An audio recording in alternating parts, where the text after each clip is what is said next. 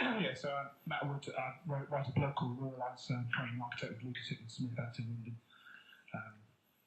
Yeah, let's go. So over the past 50 or 60 years, planning policy in the UK has made it very hard to build anything in the countryside. And as a result, it seems to me that we might have lost our ability to do this well if we ever really had it. Most of what's been built in the countryside in that period is unimaginative and unsympathetic to its context. Recent government policy, such as the community right to build, is intended to make small developments in the countryside more easy to carry out. And if we are really going to build more in the countryside, then surely we should be building better. The blog Ruralise I've been using to just think about how that might be done from my own point of view, and the presentation here is really to give a bit of an overview of what Ruralise is about. A recurring theme in the blog is that of special and normal buildings.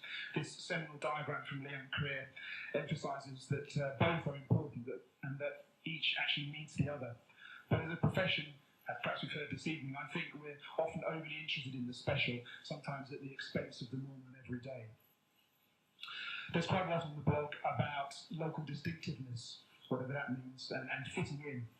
It seems to me that where a building forms part of a valued landscape or streetscape, then that approach is quite reasonable.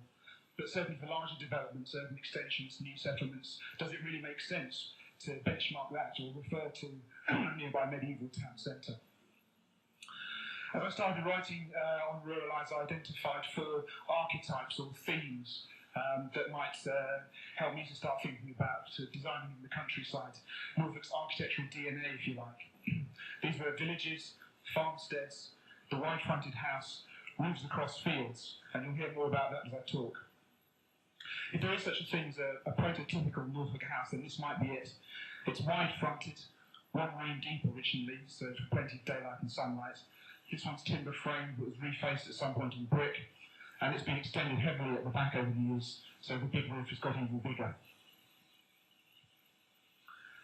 This is another Norfolk house which shows some of the typical building materials of the region, the characteristic soft red brick and clay pan tiles. Some areas are flint, but not as much as you think. Colour wash render is missing from this slide, but it's very common. And what I really like about this side, if you look carefully at the gable, you'll see the original line of the roof was much steeper. It was probably thatched.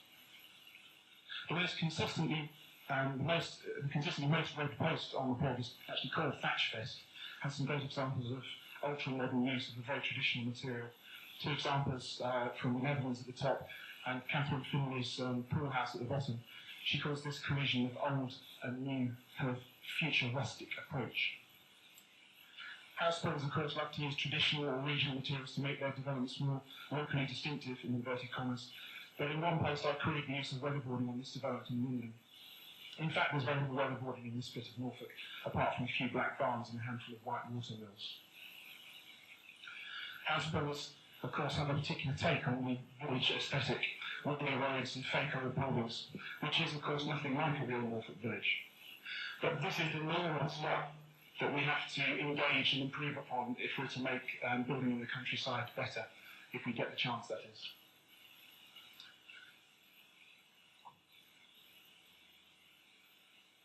Another group of houses in Walberswick this time, quite normal as the last houses were, but somehow there's something much more Norfolkish about these. The black weatherboarding in this part of the world is more appropriate, and again, I really like the way the big roofs swoop down towards the entrances. So the very simple but effective landscaping really works to bind this site together, hedges and birch trees. In some respects, along the similar scheme, probably from about a similar time, early 80s, I think, by Pat Bellet in Needham Market. I noticed these big roofs across fields from the train originally and detoured to investigate. The house is actually laid out around 3 courtyards in L shapes, and that connects, this has gone I think, to another of my themes, that of the farmstead. The Norfolk Residential Design Guide suggests how a rather literal version of a farmstead might be used to add density and variety into a residential layout. And on the other side of the slide, you can see how Atelier Pro proposed a series of super scaled up farmsteads in their work for Landpro on the Norwich Research Park. More big roofs. This is McCrane and Lavington at Langerak, again in the Netherlands. And there is something farmsteadish about it, about this project. But you'll notice, quite interesting, the layout is entirely driven by a whole series of narrow-fronted units being lined up, so their living rooms face south towards the sun. As early as 1919, the Tudor Waters Committee was extolling the virtues of a wide-fronted unit with a through living room as a way of getting daylight into living spaces no matter what the orientation. And working in Norfolk in the 1950s, Taylor and Green made extensive use of the wide-fronted house because of these advantages, which sunlight and daylight. There's a fair bit on Royal Eyes about Taylor and Green. I really buy their work partly for their enjoyment of the domestic and partly for their unfashionable interest in traditional materials and decoration. But most of all, I admire them because they committed to working in Norfolk and produced a body of work that was truly regionally distinctive.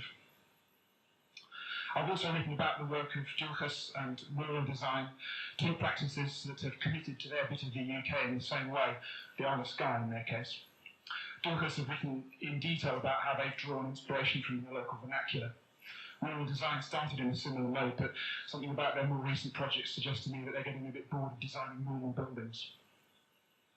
I've written one post about architects who bring a special building mentality to the design of normal buildings, particularly houses. I think there has been a shift in interest towards a more understated approach, and I think we need to think of re-engaging housing, not trying to reinvent it. So I'm going to give almost the last word to a very normal little house. I don't know who designed it. Again, a big roof caught my attention, and I rather like the sort of abstract blank wall above the ground floor windows. There's no mistaking that this is a modern house. It's definitely not a fake old house, but it couldn't be more Norfolk if it tried. So, in conclusion, I said this was Rural Eyes work in progress. There's been a lot of ideas. There's a lot of ideas on the blog, so I hope it makes some sort of sense. Not least because at Lucas Hickman Smith, we've just been instructed on a site in South Norfolk that should really serve as a good testing bed for all these ideas. So maybe in a couple of years' time, at the festival in 2013, I can come back and tell you what sense I made of it all anyway. Thanks very much.